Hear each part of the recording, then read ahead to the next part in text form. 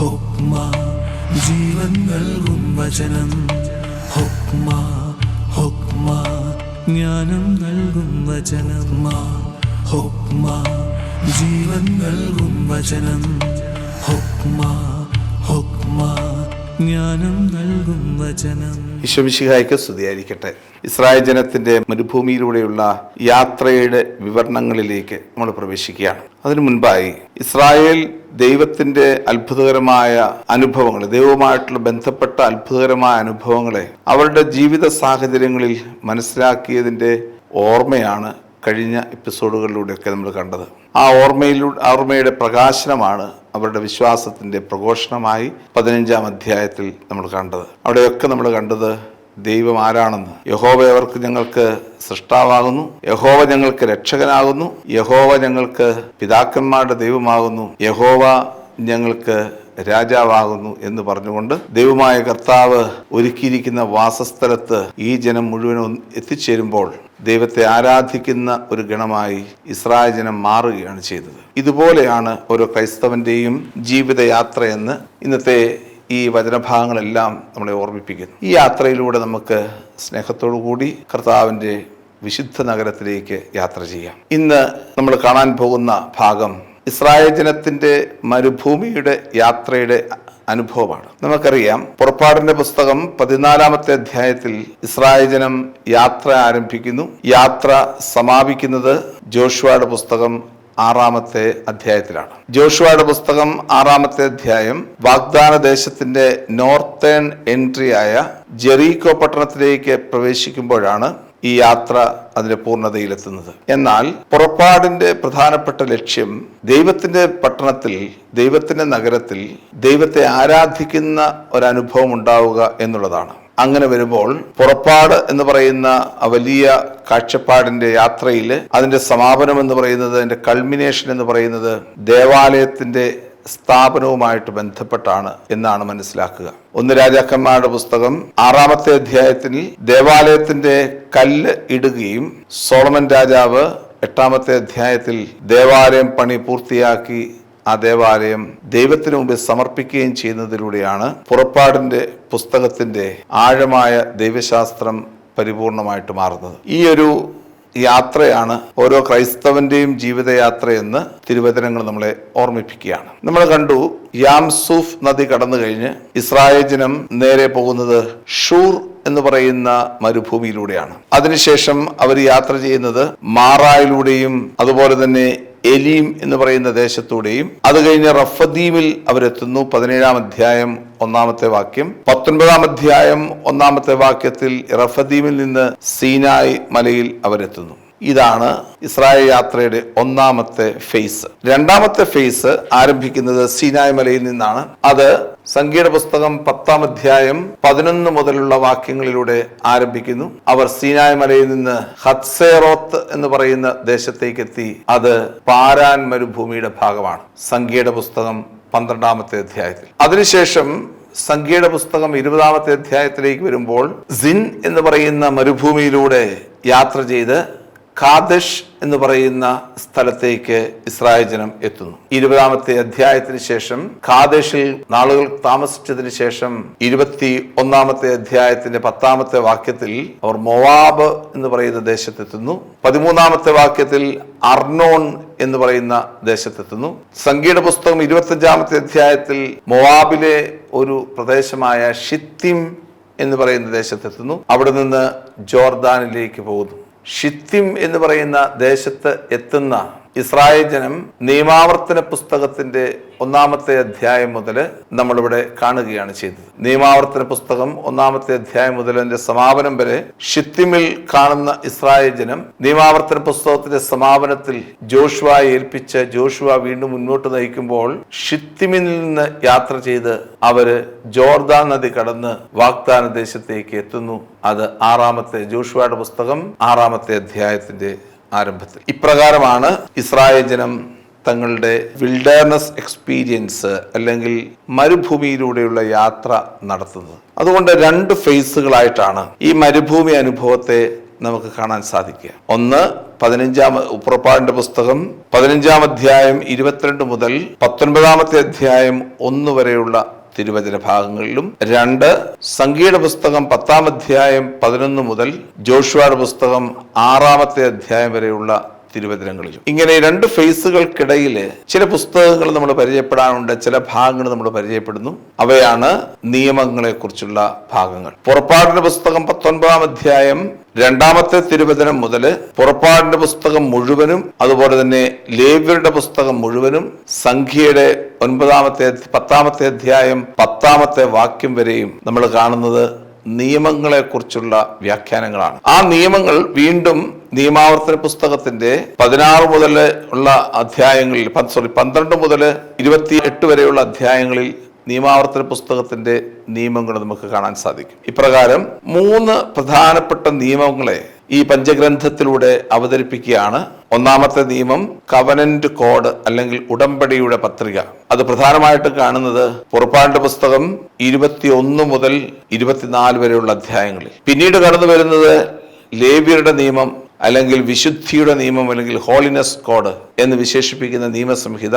അത് കടന്നു വരുന്നത് ലേവ്യരുടെ പുസ്തകം 17-ാം അധ്യായം മുതൽ 27-ാം അധ്യായം വരെ. 3-ാമത്തെ നിയമസംഹിതയാണ് ഡ്യൂട്രോണമിക് കോഡ് അല്ലെങ്കിൽ നിയമാവർത്തനത്തിന്റെ നിയമസംഹിത. അത് കടന്നു വരുന്നത് നിയമാവർത്തന പുസ്തകം 12 മുതൽ 28 വരെയുള്ള അധ്യായങ്ങളിൽ. ഇവിടുത്തെ നിയമങ്ങളെല്ലാം തന്നെ വ്യത്യസ്തങ്ങളായിട്ടുള്ള സാമൂഹിക ദർശനങ്ങളും ആത്മീയ ദർശനങ്ങളും ഒക്കെ നൽകുന്ന നിയമങ്ങളാണ്. പ്രധാനമായും ആദ്യത്തെ 2 നിയമങ്ങളായ കവനന്റ് കോഡും ഹോളിനെസ് കോഡും ഇസ്രായേൽ ജനം സീനായ് മരുഭൂമിയുടെ ഉള്ളിൽ വെച്ച്, സീനായ് മരുഭൂമിയിൽ വെച്ച് ഇസ്രായേൽ ജനത്തെ ദൈവം കൊടുത്ത നിയമങ്ങളായിട്ടാണ് വ്യാഖ്യാനിക്കുന്നത്. അതുകൊണ്ടാണ് സീനായ് മലയുടെ സീനറിയിൽ നിന്നുകൊണ്ട് ഈ നിയമങ്ങളെ വിശുദ്ധ ഗ്രന്ഥകാരൻ അവതരിപ്പിക്കുന്നത്. ലേവ്യരുടെ പുസ്തകം ആരംഭിക്കുന്നത് തന്നെ ഇങ്ങനെയാണല്ലോ, വൈക്ര അദോണായ് എൽ മൊശെ ബെഓഹേൽ മൊഏദ് എന്ന് പറഞ്ഞു കഴിഞ്ഞാൽ ദൈവം മോശയെ വിളിച്ചു. എവിടെയാണ് അത്? ഒഹേൽ മൊയേദ്, അതായത് സാക്ഷ്യകൂടാരത്തിന്റെ ഉള്ളിൽ നിന്ന് ദൈവം മോശയെ വിളിച്ചു. അതിനുശേഷമാണ് വ്യത്യസ്തങ്ങളായിട്ടുള്ള നിയമങ്ങൾ, ശുദ്ധതയുടെ നിയമങ്ങൾ, സാക്രിഫൈസിന്റെ നിയമങ്ങൾ, ഇതെല്ലാം ഇസ്രായേൽ ജനത്തിനായിട്ട് നൽകുന്നത്. ഇങ്ങനെയാണ് ഇനിയുള്ള പുസ്തകങ്ങളുടെയൊക്കെ ഒരു ഏകീകരണം എന്ന് നമുക്ക് വേണമെങ്കിൽ മനസ്സിലാക്കാൻ പറ്റും. അതുകൊണ്ട് ആദ്യമേ നമ്മൾ നോക്കുന്നത് ഇസ്രായേൽ ജനത്തിന്റെ യാത്രയെക്കുറിച്ചുള്ള വിവരണങ്ങളാണ്. പുറപ്പാടിന്റെ പുസ്തകം 15-ാം അധ്യായം മുതൽ 22 മുതൽ 15-22 മുതൽ 19-1 വരെയുള്ള ഭാഗങ്ങൾ ആദ്യം നമ്മൾ കാണുകയും അതിനുശേഷം യാത്രയുടെ കണ്ടിന്യൂവേഷൻ ആയിട്ട് നമ്മൾ സംഖ്യയുടെ പുസ്തകം 10-ാം അധ്യായം 11 മുതൽ നിയമാവർത്തന പുസ്തകത്തിന്റെ 1-ാം അധ്യായം 1 വരെയുള്ള ഭാഗങ്ങൾ കാണുകയും അതിനുശേഷം പിന്നീട് ജോഷുവയുടെ പുസ്തകം നമ്മൾ മനസ്സിലാക്കുകയും ചെയ്യും. ഈ യാത്രാ വിവരണം കഴിഞ്ഞതിന് ശേഷമാണ് നമ്മൾ നിയമങ്ങളെ കുറിച്ചുള്ള പഠനത്തിലേക്ക് പ്രവേശിക്കുന്നത്. അതുകൊണ്ട് ഇങ്ങനെയായിരിക്കും നമ്മളുടെ ഈ ചിന്തകൾ പോകുന്നത്. ആദ്യം യാത്രാ വിവരണം പറയുന്നു, അതിനുശേഷം ആ യാത്രാ വിവരണത്തിൽ ഉൾപ്പെട്ട പ്രധാനപ്പെട്ട പ്രമേയമായ നിയമസംഹിതകളെ കുറിച്ചുള്ള പഠനവും നമ്മൾ നടത്തുകയാണ്. ഇനി നമുക്ക് യാത്രാ വിവരണത്തിലേക്ക് പ്രവേശിക്കാം. 15-ാം അധ്യായം 22 മുതലുള്ള തിരുവചനങ്ങളിലേക്ക് പ്രവേശിക്കാം. എങ്ങനെയാണ് ഇത് ആരംഭിക്കുന്നത്? മോശ ഇസ്രായേൽക്കാരെ ചെങ്കടലിൽ നിന്ന് മുന്നോട്ട് നയിച്ചു. അവർ ഷൂർ മരുഭൂമിയിൽ പ്രവേശിച്ചു. മരുഭൂമിയിലൂടെ 3 ദിവസം യാത്ര ചെയ്തിട്ടും ഒരിടത്തും വെള്ളം കണ്ടെത്തിയില്ല. അവർ മാറ എന്ന സ്ഥലത്ത് വന്നു ചേർന്നു. അവിടുത്തെ വെള്ളം അവർക്ക് കുടിക്കാൻ കഴിഞ്ഞില്ല, അത് കയ്പുള്ളതായിരുന്നു. അക്കാരണത്താൽ ആ സ്ഥലത്തിന് മാറ എന്ന് പേര് നൽകപ്പെട്ടു. ജനം മോശയ്ക്കെതിരെ പിറുപിറുത്തു, ഞങ്ങൾ എന്തു കുടിക്കും? അവൻ കർത്താവിനെ വിളിച്ചപേക്ഷിച്ചു. അവിടുന്ന് അവന് ഒരു തടിക്കഷ്ണം കാണിച്ചു കൊടുത്തു. അത് വെള്ളത്തിലിട്ടപ്പോൾ വെള്ളം മധുരിച്ചു. അവിടെ വെച്ച് അവിടുന്ന് അവർക്കൊരു നിയമം നൽകി. അവിടുന്ന് അവരെ പരീക്ഷിച്ചു. അവിടുന്ന് അരുളി ചെയ്തു.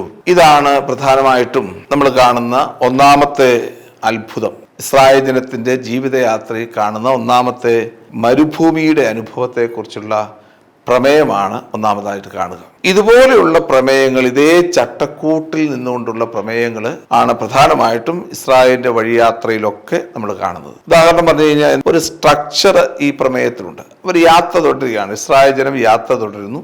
ഷൂർ എന്ന് പറയുന്ന ദേശത്തെത്തി. രണ്ടാമത് പറയുന്നത് അവർക്ക് വെള്ളം കിട്ടിയില്ല. അതാണ് അവരുടെ ജീവിതത്തിൽ വന്നു പോയിട്ടുള്ള ഒന്നാമത്തെ കുറവെന്ന് പറയുന്നത്. വെള്ളം കിട്ടിയില്ല. അതുകൊണ്ട് അവരെന്ത് ചെയ്തു? മരുഭൂമിയിലൂടെ യാത്ര ചെയ്തിട്ട് ഒരിടത്തും വെള്ളം കിട്ടിയില്ല. അവരൊരു സ്ഥലത്ത് ചെന്നു. അവിടുത്തെ വെള്ളം അവർക്ക് കുടിക്കാൻ കഴിഞ്ഞില്ല. അത് ഭയങ്കരമായ കയ്പുള്ളതായിട്ട് തീർന്നു. വെള്ളം കിട്ടിയില്ലെന്ന് മാത്രമല്ല, ഉള്ള വെള്ളം കുടിക്കാനും പറ്റിയില്ല. കാരണം അത് കയ്പുള്ളതായിട്ട് തീർന്നു. മൂന്നാമത്തെ രംഗം, അതുകൊണ്ട് ദൈവമായ മോശയുടെ മുമ്പിലും അഹ്റോന്റെ മുമ്പിലും ഈ ജനം പോയി പരാതി പറഞ്ഞു, ഞങ്ങൾക്ക് കുടിക്കാൻ വെള്ളമില്ല. ഇനി നാലാമത്തെ ഭാഗം, ഈ പരാതി കേട്ട് മോശ ദൈവത്തിന് മുമ്പിൽ പോയി പ്രാർത്ഥിച്ചു. അഞ്ചാമത്തെ ഭാഗം, ദൈവം മോശയുടെ പ്രാർത്ഥന കേട്ടു, ഒരു സൊല്യൂഷൻ അവർക്ക് കൊടുത്തു.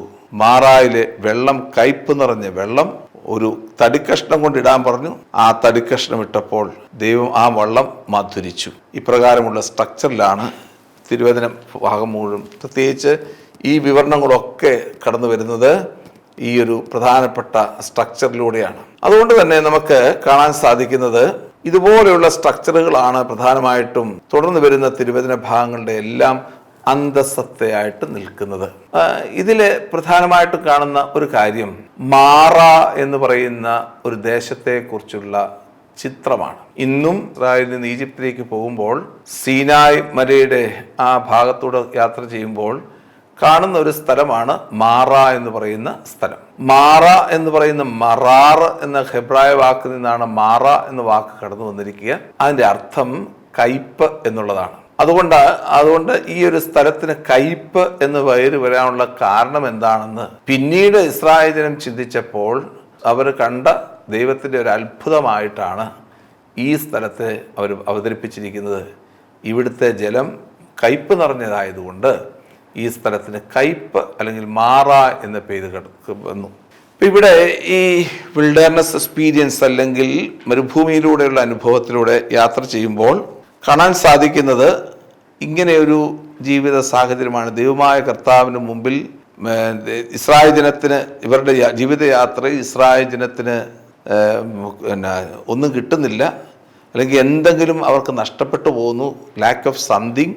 അതിൻ്റെ പേരിൽ അവർ കിടന്ന് മോശയോടും അഹ്റോനും ഒക്കെ പിറുപിറുക്കുന്നു, ഒച്ച വയ്ക്കുന്നു. അതിന് ദൈവമായ കർത്താവിന് മുമ്പിൽ ഈ മോശ പോയി പ്രാർത്ഥിക്കുന്നു. ആ പ്രാർത്ഥനയ്ക്ക് ദൈവമായ കർത്താവ് ഉത്തരം നൽകുന്നു. ഇങ്ങനെയാണ് ഓരോ രംഗങ്ങളും അവതരിപ്പിക്കപ്പെട്ടിരിക്കുക. 16-ാമത്തെ അധ്യായത്തിലേക്ക് വരുമ്പോൾ വീണ്ടും നമുക്ക് ഇതേ സ്ട്രക്ചർ തന്നെ കാണാൻ പറ്റും. 16-ാമത്തെ അധ്യായം തുടങ്ങുന്ന ഇസ്രായേൽ സമൂഹം എലീം എന്ന് പറയുന്ന പട്ടണത്തിൽ നിന്ന് പുറപ്പെട്ട് എലിമിനും സീനായ്ക്കും ഇടയിലുള്ള സിൻ മരുഭൂമിയിലെത്തി. ഈജിപ്തിൽ നിന്ന് പുറപ്പെട്ടത് 2-ാം മാസം 15-ാം ദിവസമായിരുന്നു. അത് മരുഭൂമിയിൽ വെച്ച് ഇസ്രായേൽ സമൂഹം ഒന്നടങ്കം മോശയ്ക്കും അഹ്റോനും എതിരായി പിറുപിറുത്തു. ഇസ്രായേൽക്കാർ അവരോട് പറഞ്ഞു, ഈജിപ്തിൽ ഇറച്ചിപ്പാത്രത്തിന് അടുത്തിരുന്ന് തൃപ്തിയാവോളം അപ്പം തിന്നുകൊണ്ടിരുന്നപ്പോൾ കർത്താവിന്റെ കരത്താൽ കൊല്ലപ്പെട്ടിരുന്നെങ്കിൽ എത്ര നന്നായിരുന്നു. കർത്താവ് മോശയോട് പറഞ്ഞു, ഞാൻ നിങ്ങൾക്കായി ആകാശത്ത് നിന്ന് അപ്പം വർഷിക്കും. ജനങ്ങൾ പുറത്തിറങ്ങി. നോക്കിക്കേ, ഇതെന്താണ് സൂചിപ്പിക്കുക? മന്നായും കാടപ്പക്ഷിയും എങ്ങനെയാണ് ഇസ്രായേൽ ജനത്തിന്റെ വിശപ്പ് മാറ്റിയത് എന്നതിനെ കുറിച്ചുള്ള സൂചനകളാണ്. എങ്ങനെയാണ് ഇത് അവതരിപ്പിച്ചിരിക്കുന്നത് നോക്കിക്കുക. ആദ്യം അവതരിപ്പിച്ചതിന്റെ അതേ രീതിയിൽ അവർ യാത്ര തുടരുകയാണ്. അവർ യാത്ര തുടർന്നപ്പോൾ അവർക്ക് ഭക്ഷണമില്ല. ആദ്യം വെള്ളമില്ലായിരുന്നു, പിന്നെ ഭക്ഷണമില്ലാതിരുന്നപ്പോഴത്തേക്കും അവർ കിടന്ന് മോശയോടും അഹ്റോനോടും പിറുപിറുത്തു. പറഞ്ഞു, എന്തിനാ ഞങ്ങളെ ഇങ്ങോട്ടേക്ക് കൊണ്ടുവന്നത്? ഈജിപ്തിലെ ഇറച്ചിപ്പാത്രത്തിൽ ഇഷ്ടംപോലെ ഇറച്ചികൾ ഉണ്ടായിരുന്നല്ലോ, ഞങ്ങൾക്ക് കഴിക്കാമായിരുന്നല്ലോ, പിന്നെ എന്തിനാ ഞങ്ങളെ വലിച്ചു കെട്ടിക്കൊണ്ട് വന്നത്? ഇത് കാര്യം നേരെ മോശ ചെന്ന് കർത്താവിനോട് പറഞ്ഞു. ദൈവമായ കർത്താവ് പറയുകയാണ്, ഞാൻ ആകാശത്ത് നിന്ന് ഇവർക്ക് ഭക്ഷണം കൊടുക്കും, ഇവർക്ക് ഞാൻ ഭക്ഷണം വർഷിക്കും. ജനങ്ങൾ പുറത്തിറങ്ങി ഓരോ ദിവസത്തേക്കും ആവശ്യമുള്ളത് ശേഖരിക്കട്ടെ. അതുപോലെ തന്നെ വീണ്ടും പറഞ്ഞു, പ്രഭാതമാകുമ്പോൾ നിങ്ങൾ കർത്താവിന്റെ മഹത്വം ദർശിക്കും. കാരണം കർത്താവായ ദൈവം നിങ്ങളുടെ പിറുപിറുപ്പുകൾ കർത്താവ് കേട്ടിരിക്കുന്നു. ഞങ്ങൾക്കെതിരായി നിങ്ങൾ ആവലാതിപ്പെടാതിരിക്കാൻ ഞങ്ങൾ ആരാണ്? ഇതൊക്കെ പറഞ്ഞതിന് ശേഷമാണ് മോശ ഇസ്രായേൽ ജനത്തെ ദൈവമായ കർത്താവ് മന്നായും കാടപ്പക്ഷിയും നൽകിയിരിക്കുന്നത്. ഇത് അതേ പഴയ സ്ട്രക്ചറിൻ്റെ, മാറായിലെ അതേ സ്ട്രക്ചറിൻ്റെ രൂപത്തിലും ഭാവത്തിലുമാണ് ഇത് എഴുതപ്പെട്ടിരിക്കുന്നത്. ഇനി ഇതെങ്ങനെയാണ് നമ്മൾ കാണുക? ഈ രണ്ട് വിവരണങ്ങളെ നമ്മൾ എങ്ങനെയാണ് കാണുക? ഒരു വിശ്വാസിയുടെ അല്ലെങ്കിൽ ഒരു വിശ്വാസിയുടെ ജീവിതത്തിൽ, അല്ലെങ്കിൽ സാധാരണക്കാരൻ്റെ ജീവിതത്തിൽ, വിശ്വാസം ഇല്ലാത്തവൻ്റെ ജീവിതത്തിലേക്ക് നോക്കിക്കുക. അവൻ കാണുന്നത് ഒരു ഹിസ്റ്റോറിക്കൽ ഈവന്റ് പോലെ കാണുക. ഉദാഹരണം പറഞ്ഞു കഴിഞ്ഞാൽ മന്ന എന്ന് പറയുന്ന അല്ലെങ്കിൽ കാടപ്പക്ഷി എന്ന് പറയുന്ന ആ ഒരു സംഭവം മെഡിറ്ററേനിയൻ കടലിൽ നിന്നാണ് ഇസ്രായേൽ ജനം ആ പ്രദേശത്തു നിന്നാണ് ഇസ്രായേൽ ജനം കടന്നു വരിക. മെഡിറ്ററേനിയൻ കടലിൽ നിന്ന് ഉയരുന്ന കാടപ്പക്ഷികൾ അത് പറന്ന് പറന്ന് പറന്ന് പറന്ന് അങ്ങ് മരുഭൂമിയിലൂടെ യാത്ര ചെയ്യുമ്പോൾ നമുക്കറിയാം, പല കൂട്ടമായിട്ട് പറക്കുന്ന പല കാടപ്പക്ഷികളും അത് എവിടെയെങ്കിലും വിശ്രമിക്കാൻ വേണ്ടിയിട്ട് അവർ സ്ഥലം നോക്കും. സ്ഥലമൊന്നും കണ്ടില്ല എങ്കിൽ, കിട്ടിയില്ല എങ്കിൽ അതിൻ്റെ ചിറക് തളർന്ന് താഴേക്ക് പതിക്കും. ഇതാണ് മരുഭൂമിയിലെ അനുഭവം. ഇത് പതിച്ചത് യഥാർത്ഥത്തിൽ ഈ ഇസ്രായേൽക്കാരുടെ കൂടാരങ്ങളുടെ മുൻപിലായിരുന്നു. അങ്ങനെ ഇവരെടുത്ത് ഭക്ഷിച്ചു. അതൊരു നോർമൽ ഒരു ബിഹേവിയർ ആയിട്ട്, നോർമൽ പ്രൊസീജിയറായിട്ട് മാത്രമേ വിശ്വാസമില്ലാത്ത ഒരു തലമുറ മനസ്സിലാക്കുകയുള്ളൂ. അതുപോലെ തന്നെ അവർക്ക് വിശന്നപ്പോൾ നല്ലൊരു മരുഭൂമിയിൽ ഒന്നും കിട്ടാനില്ല. നോക്കിയപ്പോൾ ഒരു ഇലയുടെ അടിയിൽ, ഒരു ഇലയുടെ പച്ചിലയുടെ അടിയിൽ, അവിടെ ഒന്നും ഇല കാണാൻ സാധ്യതയില്ല. എങ്കിലും ഇലയുടെ അടിയിൽ കൊത്തമ്പലാരിയുടെ ആകൃതിയിൽ കാണുന്ന ഒരു തരം സാധനം. രാവിലെ എടുക്കുന്ന സാധനം വൈകുന്നേരം ആകുമ്പോഴേക്കും അത് നഷ്ടപ്പെട്ടു പോകും. നമ്മുടെ ബോംബെ പൂട പോലത്തെ സാധനം. അങ്ങനെ ഒരു സാധനത്തെ എടുത്ത് തിന്നുന്നു, മതിയാവോളം തിന്നുന്നു. ഇതൊക്കെ ഒരു അവിശ്വാസിയുടെ മനസ്സിൽ പലപ്പോഴും അതൊരു നോർമൽ സംഭവങ്ങളായിട്ട് മാറുമെങ്കിൽ, ഒരു വിശ്വാസിയുടെ മനസ്സിൽ എന്താണ് ഇതിൻ്റെ പ്രതിഫലനം? ആ വിശ്വാസമാണ് ഈ അധ്യായത്തിലൂടെ എഴുതി വെച്ചിരിക്കുന്നത്. ദൈവമായ കർത്താവാണ് ഞങ്ങൾക്ക് മരുഭൂമിയിൽ വെച്ച് ഭക്ഷിക്കാൻ ഭക്ഷണം തന്നത്. മരുഭൂമിയിൽ വെച്ച് ഞങ്ങൾക്ക് ഇറച്ചി നൽകിയത്, കാടപ്പക്ഷികൾ നൽകിയത് ദൈവമായ കർത്താവാണ് എന്ന് ഇസ്രായേൽ ജനം തങ്ങളുടെ വിശ്വാസത്തെ ഏറ്റുപറയുന്ന ഭാഗത്തെയാണ് നമ്മളിവിടെ കാണുക. അപ്പൊ ഇതെല്ലാം ഇസ്രായേൽ ജനത്തിന്റെ ജീവിതത്തിൽ കടന്നു വന്നിരിക്കുന്ന ഈ സംഭവങ്ങളെ കോർത്തിണക്കിക്കൊണ്ട് അവരുടെ വിശ്വാസത്തെ അവതരിപ്പിക്കുകയാണ്. ഈ വിശ്വാസത്തിന്റെ ഒക്കെ അടിസ്ഥാന തത്വമായിട്ട് നിൽക്കുന്നത് ഒരു റിക്കഗ്നീഷൻ ഫോർമുലയാണ്. അതായത് ദൈവത്തെ അറിയാനുള്ള ഫോർമുല. ഐ ആം യാഹുവേ, ഞാനാണ് ദൈവം, ഞാനാണ് നിങ്ങളെ സംരക്ഷിക്കുന്ന ദൈവം എന്നുള്ള ഒരനുഭവത്തിലേക്കുള്ള വളർച്ചയാണ് പ്രധാനമായിട്ടും ഇവിടെ നമ്മൾ കാണുക. ഇതാണ് പ്രധാനപ്പെട്ട സ്ട്രക്ചറിൽ കാണുന്നത്. ഇനി മന്ന എന്ന വാക്കിന്റെ അർത്ഥത്തിലേക്ക് ഒന്ന് പോയി കഴിഞ്ഞാൽ, മന്ന എന്ന് പറഞ്ഞു കഴിഞ്ഞാൽ ഒരു പ്രത്യേക തരത്തിലുള്ള ഒരു ഭക്ഷണമാണ്. സംഖ്യയുടെ പുസ്തകം 17-ാമത്തെ അധ്യായത്തിലും ഈ മന്നായെക്കുറിച്ച് പറയുന്നത് ഇപ്രകാരമാണ്. 11-ാമത്തെ അധ്യായത്തിന്റെ സംഖ്യയുടെ പുസ്തകം 11-ാം അധ്യായം 7-ാമത്തെ വാക്യം, മന്നായ്ക്ക് കൊത്തമ്പലാരിയുടെ ആകൃതിയും ഗുൽഗുലുവിന്റെ നിറവുമായിരുന്നു. ജനം ചുറ്റി നടന്നത് ശേഖരിച്ച് തിരികല്ലിലോ ഉരലിലോ ഇട്ട് പൊടിച്ച് കലത്തിൽ വേവിച്ച് അപ്പമുണ്ടാക്കി പോന്നു. എണ്ണ ചേർത്ത ചുട്ട അപ്പത്തിൻ്റേതുപോലെയായിരുന്നു അതിൻ്റെ രുചി. രാത്രി പാളയത്തിനുമേൽ മഞ്ഞു പെയ്യുമ്പോൾ മന്നായും പൊഴിയും. വളരെ അൺസർട്ടനായിട്ട് അവതരിപ്പിച്ചിരിക്കുന്ന ഒരു ഭാഗമാണ്. എങ്ങനെയാണ് ഇതിരിക്കുന്നതെന്ന് അറിയത്തില്ല. പക്ഷേ അതിൻ്റെ രൂപവും ഭാവവും ഒക്കെ വിശുദ്ധ ഗ്രന്ഥകാരൻ കൊടുത്തിട്ടുണ്ട്. അത് പൊടിച്ച് വെള്ളത്തിൽ ചാലിച്ച് കഴിക്കേണ്ടതാണ്. മഞ്ഞ് പെയ്യുമ്പോൾ അതും പെയ്യും എന്നൊക്കെ പറയുമ്പോൾ അതിൻ്റെ അർത്ഥം എങ്ങനെയാണ്? മഞ്ഞ് പെയ്യുമ്പോൾ പെയ്യുന്ന സാധനത്തെ എങ്ങനെ നമുക്ക് പൊടിക്കാൻ പറ്റും? ഇതൊക്കെ അൺസർട്ടൺ ആയിട്ടുള്ള കാര്യങ്ങളാണ്. എന്നാൽ വിശുദ്ധ ഗ്രന്ഥകാരൻ മന്നായെ വിശേഷിപ്പിച്ചിരിക്കുന്നത് വേറൊരു അർത്ഥത്തിലാണ്. നമ്മൾ സാധാരണയായി ആമേൻ എന്ന് പറയും. ആമേൻ എന്ന് ഒന്ന് പറഞ്ഞു നോക്കുകയെ, അതിനോടൊപ്പം തന്നെ മന്ന എന്ന വാക്കൂടെ പറഞ്ഞു കഴിക്കുകയെ. മന്ന എന്ന ഹീബ്രു വാക്കിന്റെ അർത്ഥം വാട്ട് ഈസ് ദിസ്, മൻഹു, വാട്ട് ഈസ് ദിസ്, ഇതെന്താണ് എന്നാണ്. എന്നാൽ മന്ന എന്ന വാക്കിനെ ആമേൻ എന്ന വാക്കിനോട് ചേർത്ത് പറയുമ്പോൾ അതിന്റെ അർത്ഥത്തിന് വ്യത്യാസമുണ്ടാകുന്നു. ആമേൻ എന്ന വാക്ക് മന്ന എന്ന വാക്കിന്റെ മൂലരൂപമാണ് ആമേൻ എന്ന് പറയുന്ന വാക്ക്. അല്ലെങ്കിൽ ആമേൻ എന്ന വാക്ക് കടന്നു വന്നിരിക്കുന്നത് മന്ന എന്നായിരിക്കാം. ആമേൻ എന്ന വാക്കിന്റെ അർത്ഥം വിശ്വാസമാണെങ്കിൽ മന്ന എന്ന വാക്കിന്റെ അർത്ഥം ആ വിശ്വാസത്തെയാണ് സൂചിപ്പിക്കുക. അതുകൊണ്ട് ഈ ഇസ്രായേൽ ജനം ഭക്ഷിക്കുന്നത് ആഹാരത്തെക്കാട്ടിലുപരിയായി അവരുടെ വിശ്വാസത്തെ ഭക്ഷിച്ച് അവർ മുന്നോട്ട് യാത്ര ചെയ്തു പോയവരാണ് എന്നുള്ള ആഴമായ ദൈവശാസ്ത്ര അവബോധം നമുക്ക് നൽകുകയാണ് ഇവിടെ ചെയ്തത്. അതുകൊണ്ട് ഇസ്രായേലിൻ്റെ ജീവിതയാത്ര എന്ന് പറയുന്നത് നമുക്ക് എപ്പോഴും അതൊരു പ്രത്യേക സ്ട്രക്ചറിൽ രൂപപ്പെടുത്തിയെടുക്കുന്നതാണ്. അതുപോലെ തന്നെ ഹിസ്റ്റോറിക്കലായിട്ടുള്ള ഈവൻസിനെ, ചരിത്രപരമായിട്ട് നടന്ന സംഭവങ്ങളെ വളരെയധികം വിശ്വാസത്തിൻ്റെ അരൂപിയിൽ, പ്രത്യാശയുടെ അരൂപിയിൽ ഈ ജനം മനസ്സിലാക്കി അതിനെ അവതരിപ്പിക്കുന്നതാണ് യഥാർത്ഥത്തിൽ ഇവിടെ കാണുന്ന 15, 16 തുടങ്ങിയ അധ്യായങ്ങളിൽ നമ്മൾ കാണുന്ന ഈ ഒരു വിചിന്തനങ്ങൾ. അതുകൊണ്ട് ഏത് ജീവിത സാഹചര്യങ്ങളും ദൈവത്തിൻ്റെ സാന്നിധ്യത്തിൻ്റെ ഫലമാണ്, ദൈവത്തിൻ്റെ കരുണയുടെ കൃപയുടെ നിഴലാണ് എന്നുള്ള ആഴമായ ബോധ്യവും വിശ്വാസവുമാണ് ഒരു ക്രൈസ്തവനെ സംബന്ധിച്ചിടത്തോളം ഉണ്ടായിരിക്കേണ്ടത് എന്ന് ഇന്നത്തെ തിരുവചന ഭാഗങ്ങൾ നമ്മളെ ഓർമ്മപ്പെടുത്തുകയാണ്. ദൈവത്തിന് നന്ദി പറഞ്ഞുകൊണ്ട് നമുക്ക് ഈ വചനഭാഗത്തിലേക്ക് പ്രവേശിക്കാം. ജീവൻ നൽകും വചനം. ജ്ഞാനം നൽകും വചനം.